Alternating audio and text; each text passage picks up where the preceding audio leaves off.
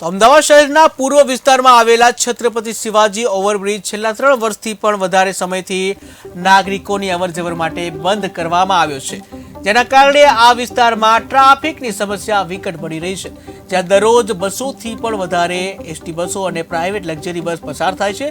માત્ર 12 ફૂટનો રોડ હોય, 108 સહિત ટ્રાફિક જામની સમસ્યા સર્જાય છે, જે અમદાવાદ મ્યુનિસિપલ કોર્પોરેશન દ્વારા 3 વર્ષથી પણ વધારે સમયથી આ બ્રિજની સમસ્યાને ઉકેલી શકાઈ નથી। ઘણા વખતથી જાય છે, છેલ્લા 2 વખતથી ટેન્ડરો બહાર પાડવા છતાં બી રોડનું કામ નથી આવ્યું। આ અંગે માજી મ્યુનિસિપલ કાઉન્સિલર અને સ્થાનિક આગેવાન જોર્જ ડાયસ એક આંદોલન ચાલી રહ્યા છે। જોર્જભાઈ, આપની આ અંગે શું પ્રતિક્રિયા છે? 13/6/2022 થી આ બ્રિજ બંધ છે।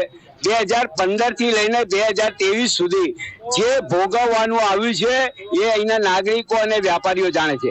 આજે 2 વખત ટેન્ડર બહાર, અનેક વખત જાહેરાત કરવામાં આવી કે બ્રિજ તોડીને બનાવવામાં આવશે, પણ ક્યારે ગોકળ ગતિથી જે ચાલી રહી છે, જેના કારણે તમે જુઓ રાતે 10 વાગે પણ આવો તો રાતના 10 વાગે અને સવારે 6 વાગ્યાથી ટ્રાફિક જામના દ્રશ્યો જોવા મળે છે અને એમ્બ્યુલન્સ 108 ની એમ્બ્યુલન્સો ફસાય છે, દર્દીઓ હેરાન પરેશાન છે, વ્યાપારીઓ જે છે વ્યાપારીઓ ધંધા રોજગાર ગુમાવી બેઠા છે, કેમ કે લગનગાળો સિઝન બી હોય, અનેક દિવાળીની તહેવારો ગઈ અને જેના કારણે આ લોકોને ટેક્સની રકમ પણ નથી નીકળતી। કારીગર એમના જે નોકરિયાત વર્ગ છે એનો પગાર બી નથી નીકળતો અને એ લોકોની અસહ્ય પીડા અને વેદના ને વાચા આપવા માટેનો કાર્યક્રમ રાખ્યો।